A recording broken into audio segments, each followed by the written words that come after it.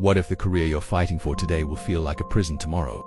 A young man spent years becoming a doctor, then hated it. This is the story of why your future self won't think like your current self, and why planning too rigidly is dangerous. A young man dreamed of becoming a doctor. He spent years preparing grueling pre-med courses, sleepless nights studying for the MCAT, sacrificing social life for applications. He got into medical school. More sacrifice, more debt. Residency pushed him to the edge. 100-hour weeks, constant stress, zero life balance. But he endured, convinced it would be worth it. This was his dream. Finally, he became a practicing physician, successful, respected, exactly where he'd planned to be. And then, a few years in, he admitted the truth. I hate this awful career. Not because he failed, because he succeeded and discovered he didn't want what he'd spent a decade chasing. His goals had changed, but he was trapped in a life built around his old goals. Morgan Housel explains this is common. When you're 20, you make decisions based on who you are at 20.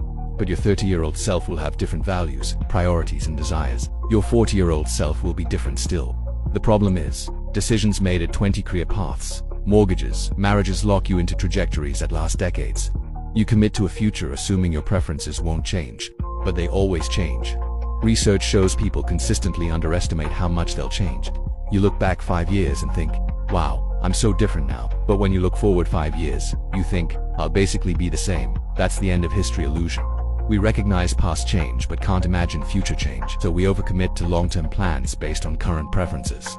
But Dr. S' tragedy is that he locked himself into a path before he knew who he'd become. At 18, becoming a doctor seemed perfect. At 30, it felt like a trap, but by then he had $300,000 in student loans and a decade of sunk cost.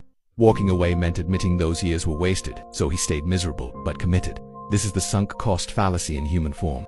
We can't undo past decisions, so we keep following paths that no longer align with who we are. Housel writes, long-term planning is essential, but you have to accept that your future self is a stranger whose preferences you can't fully predict. So how do you plan? You balance commitment with flexibility. You build careers, finances, and lives that allow pivots. You avoid locking yourself into irreversible paths based on who you are today, because tomorrow, you'll be someone else. Housel's advice: accept that you'll change. Don't overcommit to rigid long-term plans. Instead, make decisions that preserve optionality. Avoid massive debt that locks you into careers you might hate. Avoid buying houses or lifestyles that require permanent high income. Keep your cost of living flexible, because when your goals change, and they will, you want the freedom to change with them. The person who optimized for flexibility can pivot easily. The person who optimized for a specific future is trapped when that future no longer appeals to them. The lesson is sobering. Your future self will not think like your current self. The goals you're chasing today might not matter in 5 years. The career you're sacrificing for might feel wrong tomorrow. So